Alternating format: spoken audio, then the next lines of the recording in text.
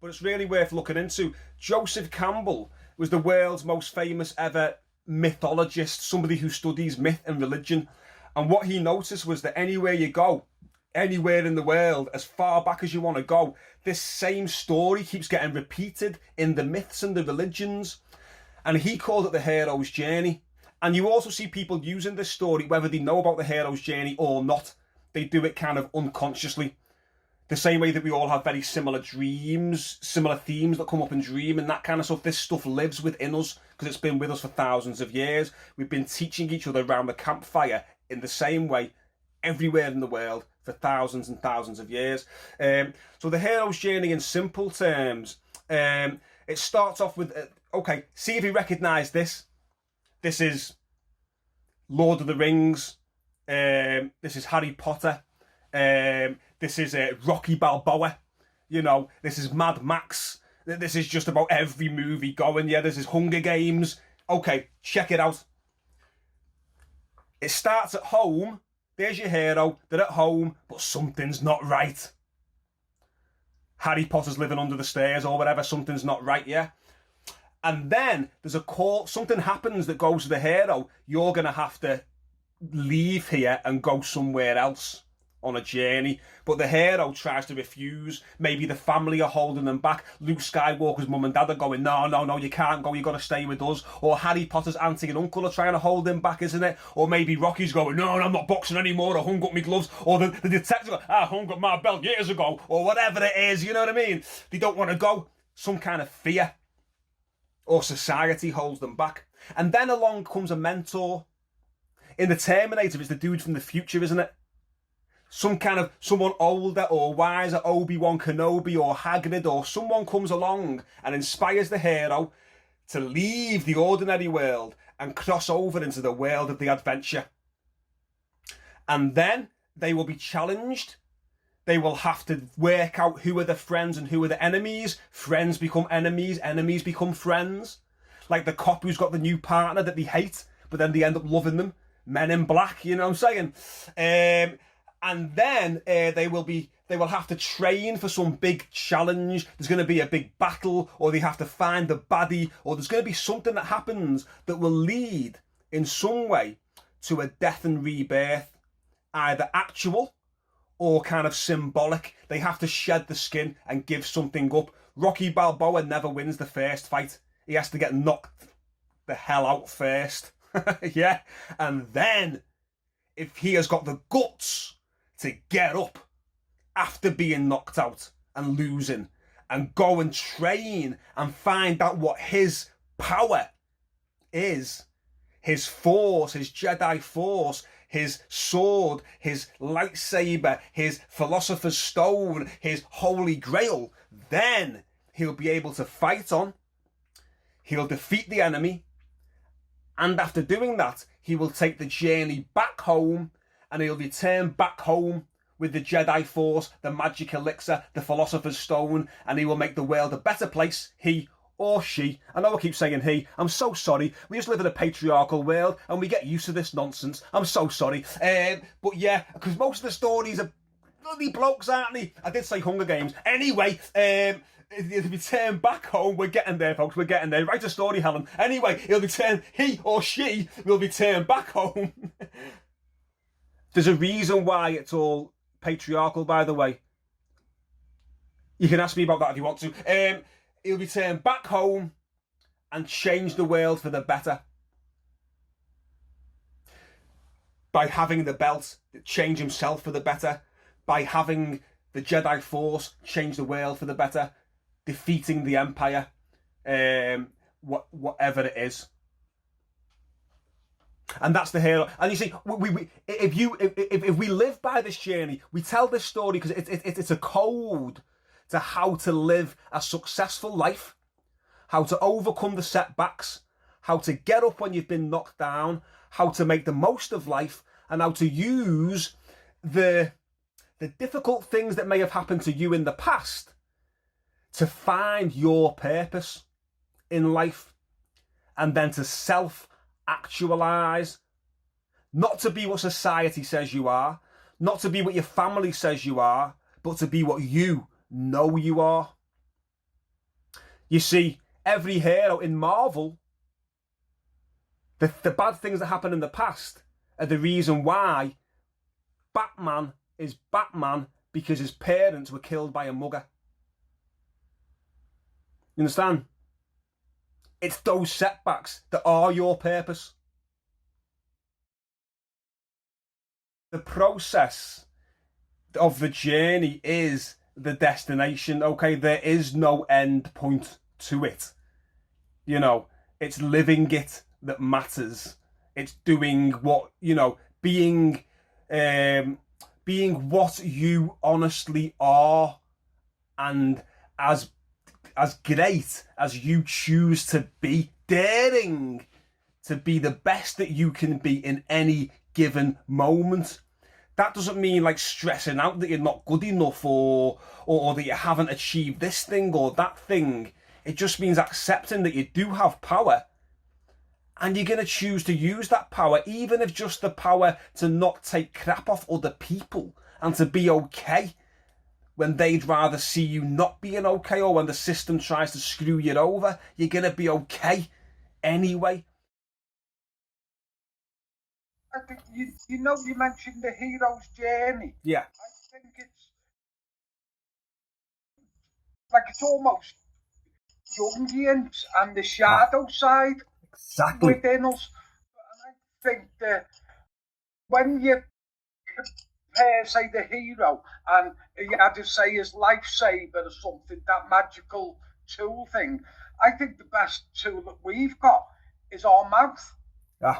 To talk to people and dialogue and discuss with people. Because I spent, as a Catholic, a lot of time in Northern Ireland, and I've seen some of what was happening there.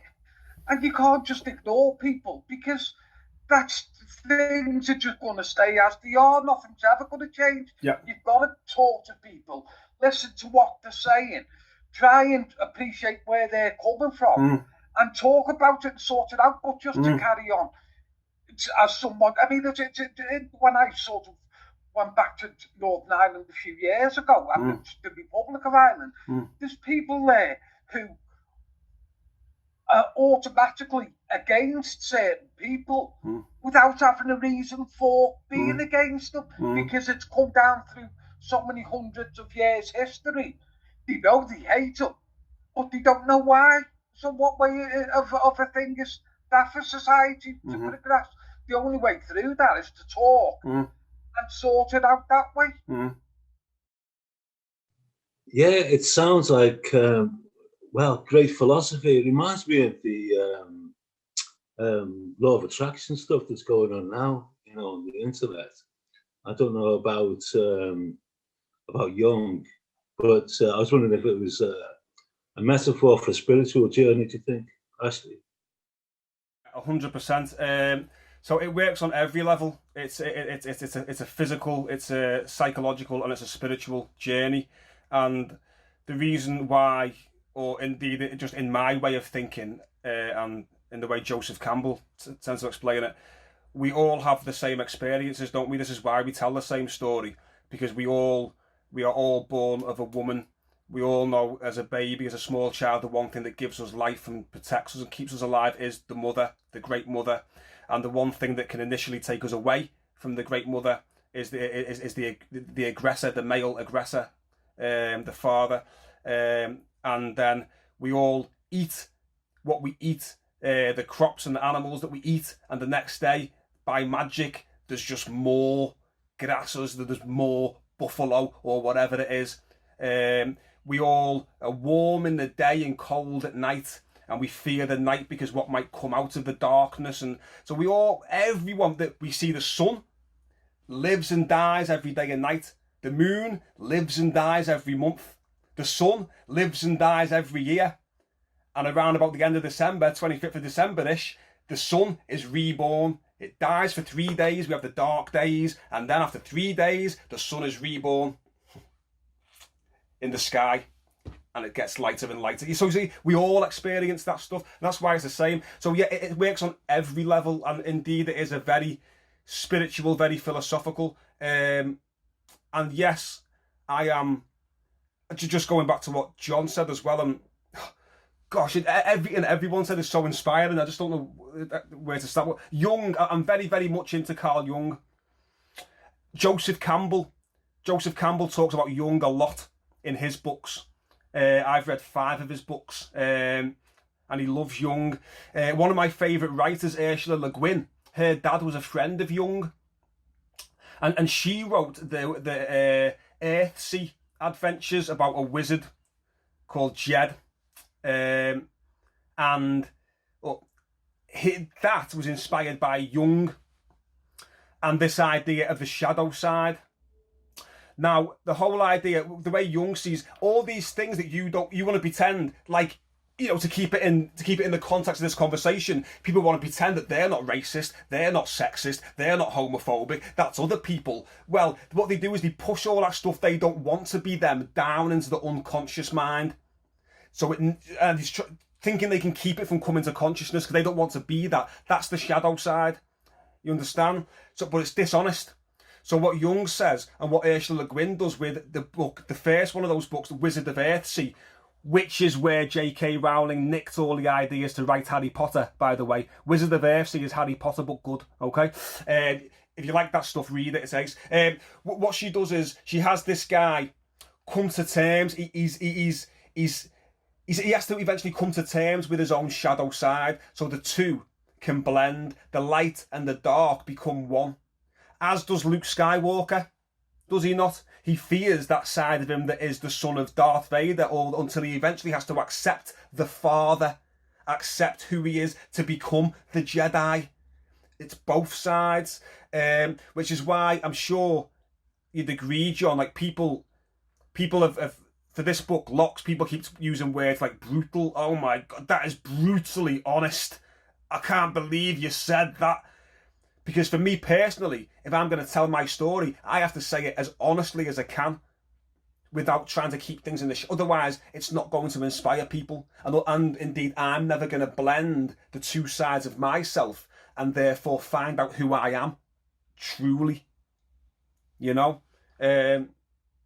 So honesty, I think honesty is paramount. And just one other thing I want to say, Romeo and Juliet, often in those stories where you're not allowed to love, this is from Joseph Campbell as well, often in those where you're not allowed to love the person you want to love, Campbell thinks that came from this thing of Christianity. And even there was a time whereby you weren't allowed to say that, you know, the planets don't go around the earth, that the earth, you know, the sun doesn't go round the earth, like Galileo and Kepler and people like, they weren't allowed to say what they knew to be a fact, because Christianity kind of said, oh no, you have to believe the way that we say it, you know. So poets started writing poems about a love I'm not allowed to love, and that love represents the inner self. So a lot of those stories are come from that tradition, that you will do whatever it takes to love the inner self, the inner you. And that's not to put religion down. That's there was a particular time in history whereby religion wanted to control everything that people thought. So yeah, it's about self-love. So confronting the hero journey, then you confronting yourself, your dark self, your shadow side. Yeah. Yeah. Always. Yeah. Stuff. Yeah. Thanks. The enemy is yourself. Say whatever you want to say. Because what's the point in trying to repress that stuff, the shadow stuff? We cannot actually deal with it and heal ourselves and be one with it until we're allowed to express it. So we can't start doing the light stuff until we also bring out the dark stuff. I just want to say something, because like the whole hero story thing that we're on about here, it's amazing. It is great because it's like, it is everywhere, like you pointed out, in films, in comics. Like, I'm a big Marvel fan, so I know them all. And like the fact that that message is out there for people, it's just hidden though in like sci-fi, non-fiction, all that.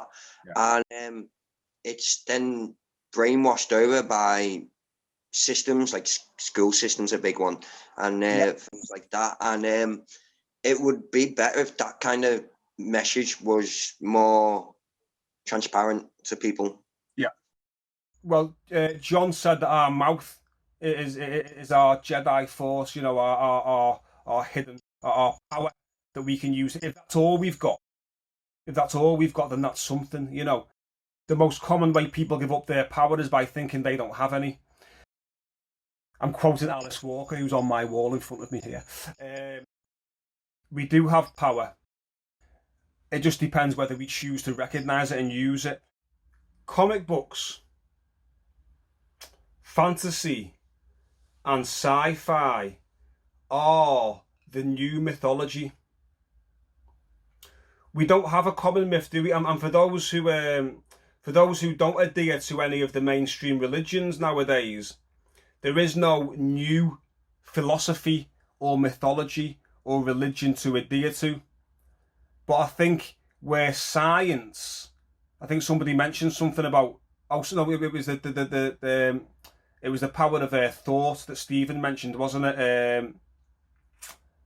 That connection to our connection to the universe, which we know now scientifically, we know that the mystics have been saying this for thousands of years, but now we know that we are all connected to each other. I am you and you are me. That's a scientific fact. I am this computer and that table. That's a scientific fact. Now, the only thing that scientists would maybe argue with the likes of me, weirdo mystical types like us, is that you can have a conscious connection. It seems ridiculous to me to suggest that you don't have a conscious connection with that which you are. If you are it, why would you not be connected to it consciously? As you say, we're all connected. It's scientifically, you know, we're all through quantum entanglement. Exactly. Quantum physics is the new religion now, you know. Exactly. It's the new spirituality. So between science and story, we've got a new mythology. We just need to, and marry them up and recognise them as our new mythology and teach them to each other. So all this stuff, I believe, is the new mythology, and it's expressed most powerfully, as I say, in sci-fi, comics, and fantasy. Because people like stories, don't they? Not everybody wants to read a quantum physics book, you know. Well, it's brilliant stuff, Ashleigh. And every day, I guess, from that point of view, is a hero's journey, you know. I get quotes. I like the Zen quotes. There's one the other day that says, every day we're born again. What you do today is what matters most, you know. And I think if you can live by that, then, you know, that's, you've got it cracked. Absolutely. Every moment is an opportunity to start again, isn't it? So it's been beautiful. So thank you very much. Thank you.